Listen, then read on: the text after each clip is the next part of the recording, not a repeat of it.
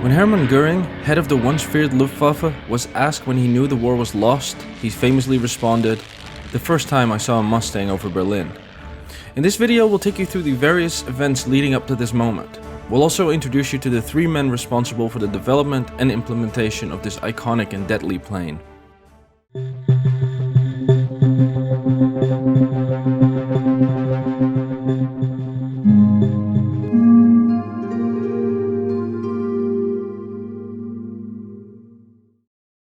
After the defeat of France by the hands of Nazi Germany, Great Britain was on its own. Fortunately for the Britons, the English Channel provided a natural barrier against a seemingly unstoppable German army who could see the white cliffs of Dover through their binoculars. Although it looked like England was within the grasp of the Germans, the High Command knew that in order to invade this island, they had to have supremacy at sea, or in the air, so that they could supply and deliver men and material for their ever-hungry army. The option to gain control over the Atlantic was quickly deemed impossible. The Royal Navy outnumbered the Kriegsmarine severely, so it was up to the fearsome and seemingly invincible Luftwaffe to gain control of the air. The Royal Air Force needed every single fighter plane available to fight off the Luftwaffe during the Battle of Britain. But when this fight for existence broke out in the summer of 1940, the British economy wasn't ready to produce enough planes. So in early 1940, a delegation of the British Ministry of Defense arrived in the United States to buy every plane possible, which could help them out in their struggle of survival. They eventually came into contact with a relatively small plane manufacturer, the North American Aviation Company, where they immediately placed an order to produce the P-40 Warhawk.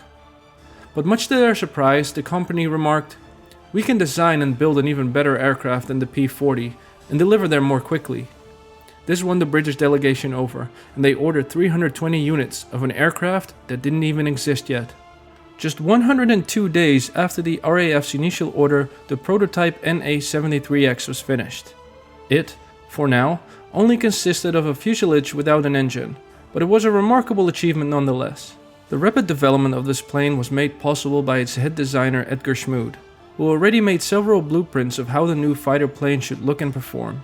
The only thing he needed was a financial injection, and the Britons provided the spark that was needed to set things in motion. The brainchild of Schmood looked a bit different from other planes. The air scoop, which was necessary for the cooling of the engine, was installed on the belly of the plane instead of the regular spot between the cockpit and the propeller. Beside this feature, the wings looked off as well, if you compared it to the submarine Spitfire. The smooth shape of the wings was replaced by a somewhat angular shape, a rather strange looking new kid on the block. The first batch of the NA-73X arrived on the shores of England in late 1941 and was soon baptized as the Mustang, named after the wild free-roaming horse on the American prairies. The Mustang performs all maneuvers at a high level, just as the Spitfire, but a bit more gently, concluded a test pilot. But all tests were performed lower than 16,000 feet. The bombers which the Mustang had to escort flew significantly higher in thin air, where the relatively weak engine of the Mustang, the V-1710, was beginning to struggle. So the RAF had no choice but to give the Mustang reconnaissance duties above France, and occasionally let them strafe harbors, trains, and other vital industries of the German war economy. Enter the second most important figure that made the Mustang great. Ronald Harker, a test pilot for the Rolls-Royce engine factory, noticed that the plane would perform much better in thin air with the famous Merlin engine. Easier said than done. All the built motors went directly to the submarine Spitfire, which was the #1 aircraft to defend the motherland. Why would you waste engines on a worthless American-designed plane? Harker never backed down and eventually managed to get 5 of the beautiful Merlin engines at his disposal and placed them in the Mustang. The RAF immediately used them for escort duties. In 1941, the United States joined the RAF in their bombing campaign against German cities and industries after Hitler's declaration of war. In conjunction with the English bombers, the Americans chose to bomb in broad daylight. We've addressed this strategy in several episodes of our documentary on the Mighty Eighth, which you can watch if you click in the right top corner. If you'd like to see more, please consider subscribing to our channel to stay up to date. The strategic bombing campaign of the Americans came at a terrible price, which was paid in men and machines. On one occasion in 1943, when the B-17s had to fly deep into Germany without a fighter escort, the Luftwaffe downed 60 planes in one mission. The brass of the USAAF had to come up with a new kind of strategy. These kinds of losses couldn't be sustained in the long run, and we reluctantly adopted the Mustang as part of their Air Corps. The American car manufacturer Packard was given the design of the Rolls-Royce Merlin engine, and production started immediately. To compensate for the extra weight of the heavier engine, Smoot designed an extra space to carry more fuel, up to 265 gallons, which increased the radius to 950 miles.